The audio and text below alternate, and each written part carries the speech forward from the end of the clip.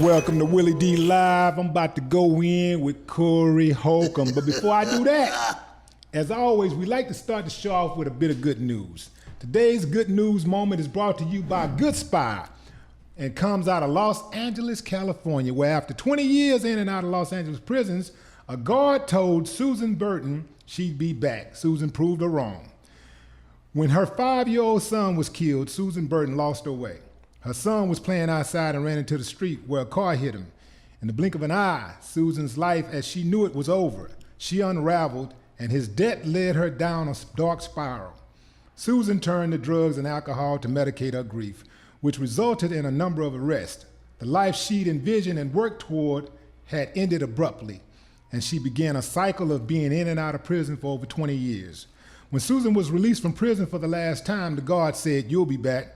Well, we'll have a bed waiting on you." Susan vowed that wouldn't be the case, but she knew firsthand how hard it was to re-enter society after incarceration. The reality is that the prison system in America is deeply flawed. In fact, y'all, it's fucked up. The majority of prisoners who leave jail wind up behind bars again within the first few years of release. According to a 2015 report by the U.S. Department of Justice, 67.8% of the 4,638 state prisoners released in 2005 in 30 states were arrested within 3 years of release, and 76.6% were arrested within 5 years of release. Things in 2016 aren't much better. It took years, but with the help of her community, Susan was finally able to break the cycle. Susan had tried repeatedly to get her life back on track, but because of her record, she couldn't find a job, treatment programs for her addictions either.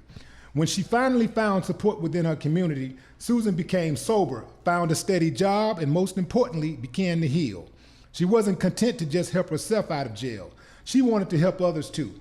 I knew thousands of women that just needed a few months of support just to be able to get on their feet and not return to prison, she said. Susan worked hard, saved her money, and purchased a house. She then returned and bought a new house into a reentry program. What started as an individual effort quickly grew. A new way of life reentry project was born. Today, she's helped over 1,000 women to get a new lease on life. A new way of life is tackling America's incarceration crisis head on, and the work they're doing is undeniable. Last year, the project had a recidivism rate of 13%. Compared to the national average, that's huge. It's a huge success and a strong indication that what they're doing is working. Y'all reach out to Susan Burton and thank her for her service. For more good news, as well as daily motivational and empowering content, download the Good Spy app today on iTunes and Google Play. Ladies and gentlemen, Corey Holcomb is in the building. Hey, what's up, Woodley? That was very touching, that story. I want to let a lot of ladies who are out there looking for employment know that you don't have to sell drugs. You can give hand jobs. I know it sounds a little funny, but let me tell you something. When people know you give a good hand job, you can pay that rent in a week. I'm here to let you know right now. That needs to be known. Say, man, let me tell you something, man. I've been waiting on this interview for a long time. I mean, when I first started the podcast, I had a short list of people that I knew that I had to get on the show. Oh, man, I'm glad to be here. Man, hey, man, thank you, man. Thank you for everything you've done, man. You make a lot of people laugh, man. and you know what? The goal is to make people laugh, but I'm serious. You can make money getting hand jobs and get a nice little workout, too. Yeah, I think they know that, man. Oh, well, some girls, sometimes they need to hear it to be like, you know, I thought of that. I'm going to do it. Right. They need that little push. I'm here to let you know. Don't worry about the shame. Think about your kids. You can help them live a better life. Say, man, congratulations on everything, man. You know, from the TV to the movies to the stand-up. And I'm going to tell you, I think out of all the stuff you've done, and you know I'm crazy about that Black Jesus, man. That's my thing right there. Oh, yeah. But, you know, out of all the things you've done, I think you enjoy that 5150 show more than anything. That's my baby. That's it, huh? Corey Holcomb 5150 show. Just Google Corey Holcomb 5150 and let the adventure begin, because it's 100% freedom. Yeah. You know what I mean? I say stuff that I know sometimes I go too far. Yeah.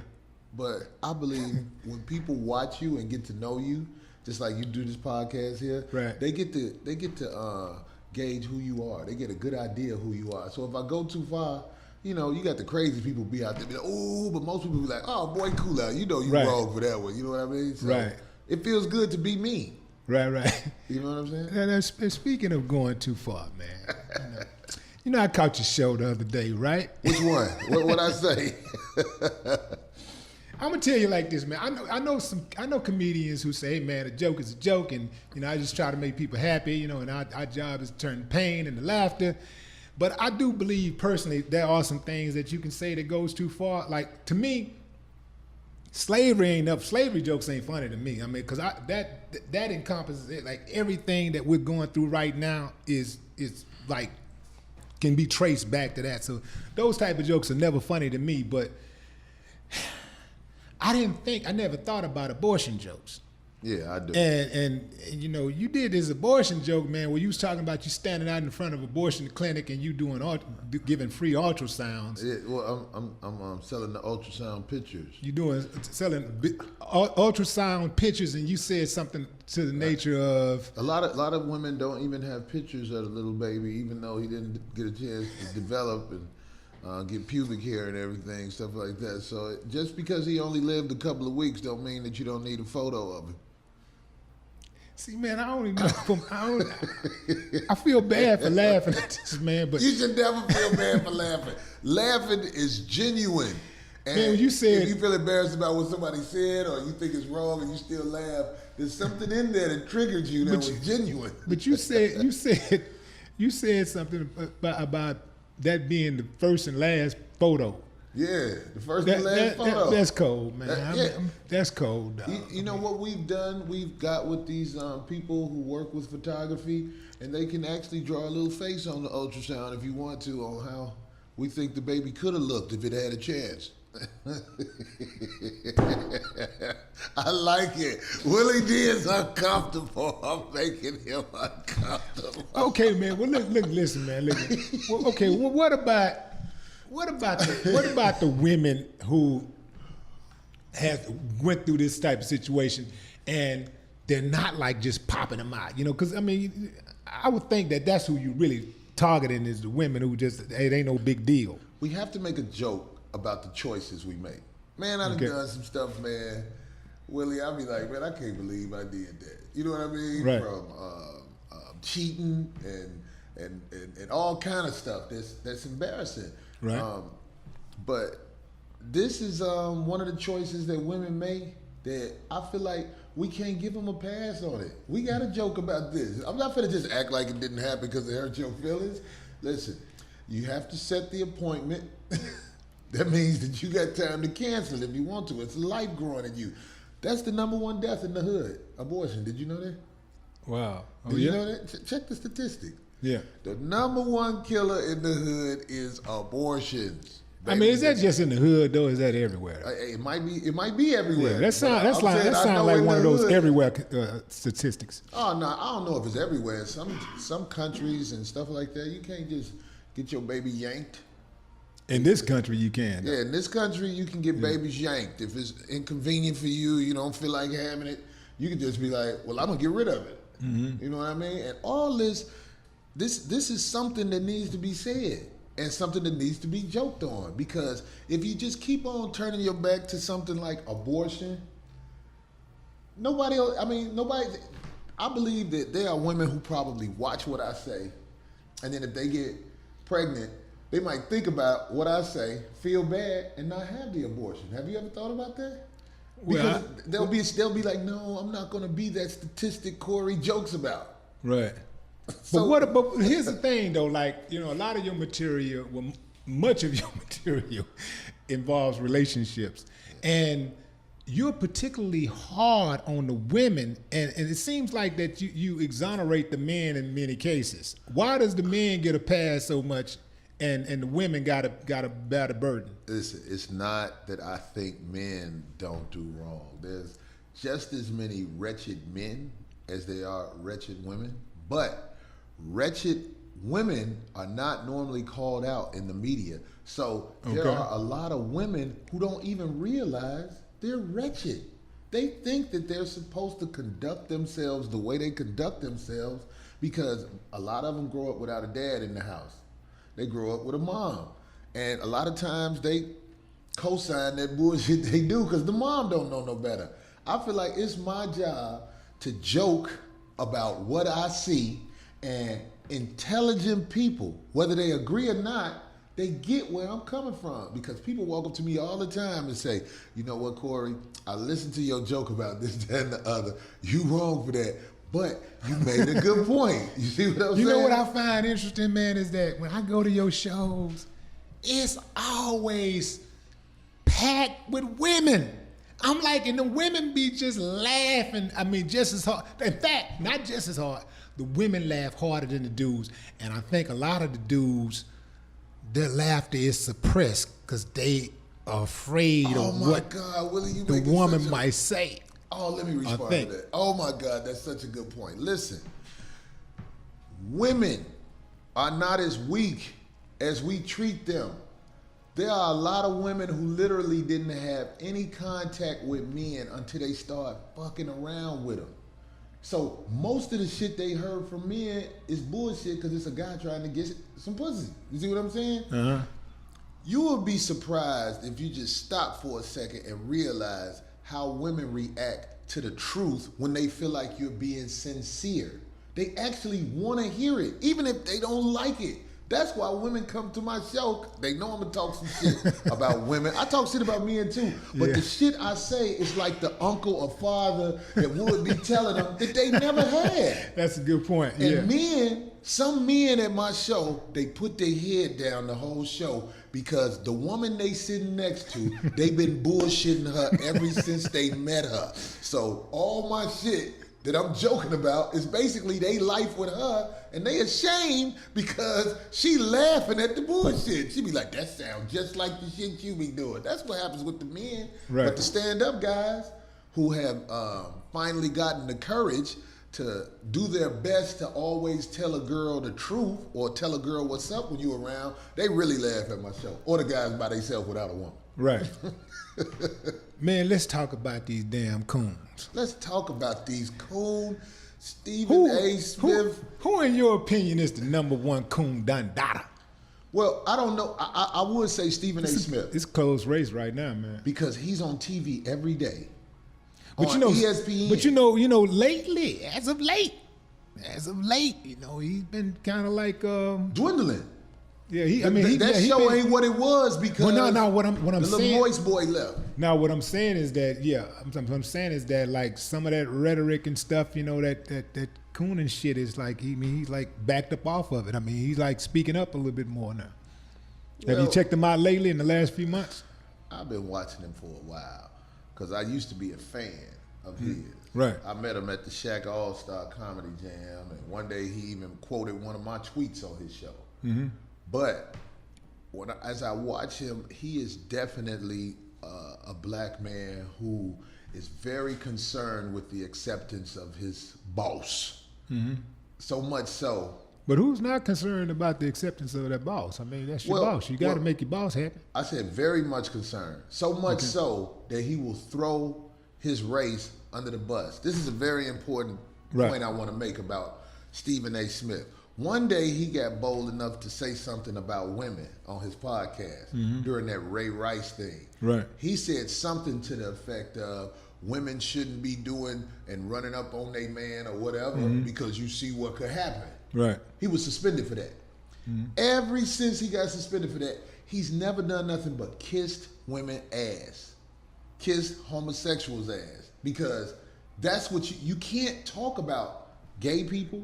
You can't talk about women. Obviously, he doesn't talk about Caucasian people, but he will throw black people under the bus. Well, you can talk about them, you just can't be critical of them. You can't be talking about who? You can't be critical. You can't be critical of them. Of who? Now, I'm saying you can talk about homosexuals, you can talk about women, you can talk about white people, but you can't be critical. If you want to keep your job, right, and you work for any of these major networks, if you talk about homosexuals, you will be fired.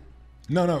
What I'm saying, I think we're saying the same thing. I'm just saying you can talk about them, but you can't be critical. You can't be judgmental of them. Well, this is what happened to me. Oh, go ahead. Because that's what happens with, you can be judgmental of black people. You can be very, very extremely critical of black people here. In fact, you get a raise. Yeah. But if you call other people out, you judge other people, they're gonna try to put the whip on you. Oh yeah. I was working I was doing some radio up at Jamie Foxhole back in the day. And it was this guy on there. He was obviously homosexual, one of them dudes. Yeah. Anyway, I said something about him, man. One day, I said something about, I hate that motherfucker. That's when I got in trouble, because they had them people. So you didn't say I hate him because he gay. You said I hate him. I hate that. I just hate him. Because you know what I'm saying. Sometimes that'll come out your mouth. Just because that's the way we talk in the hood. That's that's part of a friend. Why did you hate him? I don't know. I didn't mean it because I don't hate him. Right. Because I don't know him. Right. You know what I'm saying? So you just said this shit to be rebellious.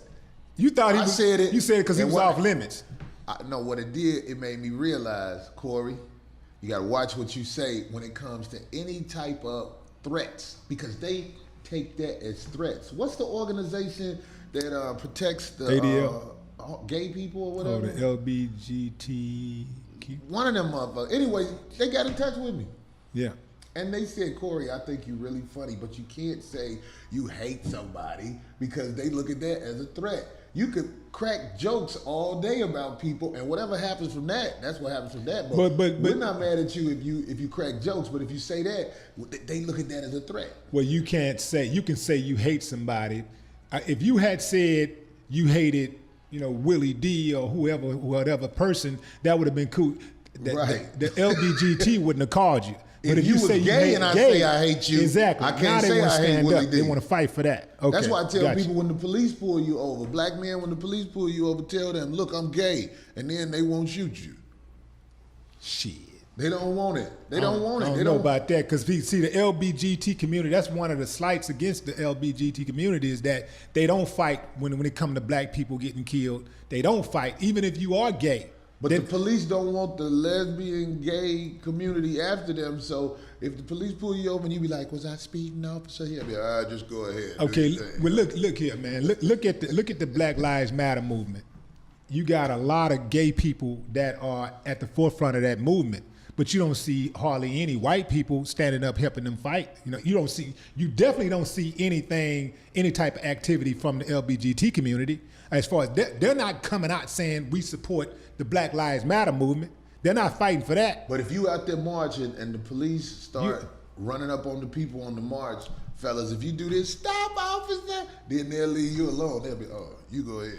And they'll go after the masculine looking brother. They don't, I'm telling you, man, they know those them homosexual people, they got a mob behind them, man. We don't have a mob behind us. That I don't disagree with. I mean, they are organized and, they're not afraid. Right. In fact, some of them dudes, are a whole lot more stronger, got more nuts than some of these so-called killers out here in the streets and But you do understand bangers. They're allowed to be organized as homosexuals. Okay. Us black alpha males, we're not allowed to get organized. If you, me, anybody who is a black man who speaks like this, you know what I'm saying? Like you got bass in your voice. You can't form a skating club without them investigating it. Right. Get what I'm saying? But long as you are demasculinized, hey, you can do whatever you want to do. Right. You know what I'm saying? If you go have a booty party with all dudes, they not gonna bother that. They gonna be like, ass fuck on. Right. But if we like me and you, Willie D, one day we get together and we start having a little, like we travel around the country and speak to youth about how to protect yourself, how to get an education and stuff like that, we'll be investigated. Yeah, I believe that's that. Not what they want. I believe that. I believe right. that. I believe that. That's kind of like the way America operates. Anything that assists in the progression of black people. any person that actually goes out and say, you know, I'm with this cause that's going to help black people, going to be investigated. You saw what because happened to BET? because we are targets in this country. We are being targeted by our own government for failure. Yes. Don't ever think differently. Now that doesn't mean that you accept it. Doesn't mean that you roll over and die. It just means that that's a reality, and anybody that act like it isn't is living in la la land. Yeah, man. Black entertainment television, BET, used to have shows like Teen Summit and things like that. That was actually Informative and educational, yeah. yeah, for us brothers. Exactly. But they wasn't having that. So Right. the government, Viacom, bought BET. They made Mr. Johnson an offer that I know he couldn't refuse. You know what I mean when I say that. Right. They'll tell you we'll buy it, but we're gonna take it anyway. Right. You know what I'm saying? So now, if you look at BET, it got sucker ass shows with bitches fighting and all that sucker shit. It's just sucker TV. Right. You know what I'm saying? Even the rap videos, like we was talking about, the look gay acting young men. You can be a star. All you guys who ask me about, hey Corey, I want to be a comedian and I want to make it, I'll be like, well, it's gonna take a lot of hard work, or you can fuck them niggas out there. Wow. We're gonna take a break and we're gonna come back and we're gonna continue to talk about these fuck boys. That's right.